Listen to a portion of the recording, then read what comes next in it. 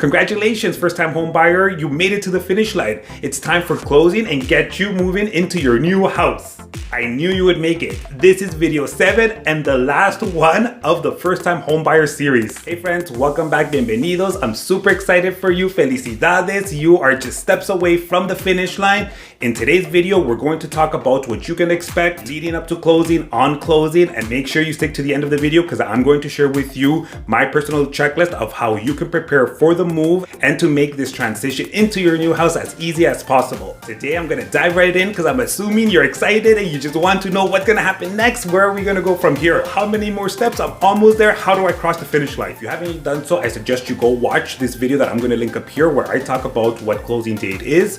On closing day, the conditions that were specified in the agreement of purchase and sale document, that should have all been fulfilled by both sides, the buyer and the seller. A couple of weeks before the closing date is that you want to make sure that you are keeping communication with your lender. Finances and the funds are available and ready, good to go for this day. You want to make sure that you're keeping communication with your realtor so that you are able to fill them in and inform them of what it is that the bank is telling you, what it is that lawyers are going to be telling you. Because of privacy reasons, lenders and lawyers and any other professionals will not be reaching out directly to your realtor, so make sure that you are keeping them in the loop. And if there is anything that you want these third parties to be communicating to your realtor, make sure that you are documenting information so that it can be relayed to your realtor.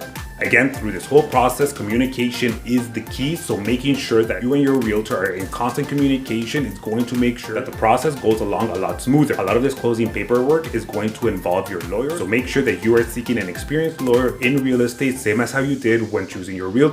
Your lawyer is going to be drafting up all the paperwork. They are going to do a thorough review of this property, are reviewing any title searches, and they're going to make sure that on closing day, it's clear from any encumbrances that you can have a clear title on this day. What you're going to want to do 24 to 48 hours is that you're going to want to do a walkthrough again of the property. This walkthrough should have been a condition in your agreement of purchase and sale when you were submitting your offer initially. This is something that your realtor would have advised you to also do just to make sure that you can go into that house, check that everything is still in working order. In my last video, I spoke about being as clear as possible with inclusions and exclusions. This walkthrough is going to be exactly for that. You're going to want to go in and make sure if you said that the appliances were going to come with the property, not only is the appliances there, but are they the original appliances that you had seen? Being able to go through this walkthrough and verifying that everything that you had originally seen when you made the decision to put in the offer is still in the house. Should there be any discrepancies with that, then you're going to want to make sure that you're reaching out to your lawyer ASAP so they are able to advise you on the next steps that you should take. On closing day, what's going to happen is that your lender is going to be sending your lawyer the remaining funds to be able to complete this purchase. Your lawyer will then send these funds to the seller's lawyer to make sure that all expenses are paid for and covered. Closing day is very important because this is the day when title gets transferred to you. On this day, you will now be the new title holder.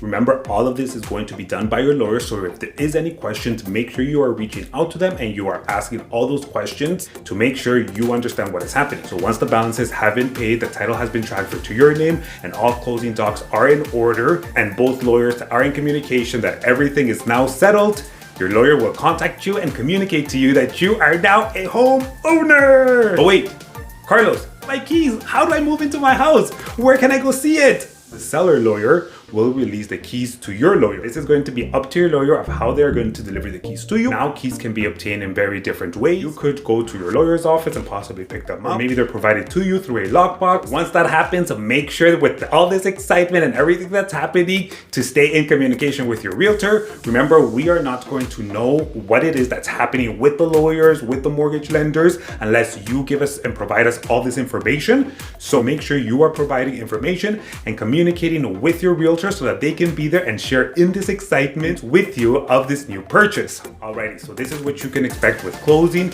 Remember, no two first-time home buyers are the same. So if there is anything that does come up along the way, all these professionals that are working with you are going to provide you information and will guide you on the steps that you will need to take and will advise you on how to do them accordingly. Alrighty, so as promised, if you're interested in my personal moving checklist, make sure that you're leaving some comments below. I'm going to leave a link below where you will be able to obtain that. Alrighty friends, well that is the end. Thank you so much once again for watching this series. I hope this was very helpful to you. Remember, this could be a very scary and exciting process. However, there is a lot of professionals out there that will help you out. Make sure that you're constantly in communication, voicing your thoughts, voicing your doubts, so that your realtor, your lawyer, your mortgage lender, they can all provide you the information so that you can make an informed decision.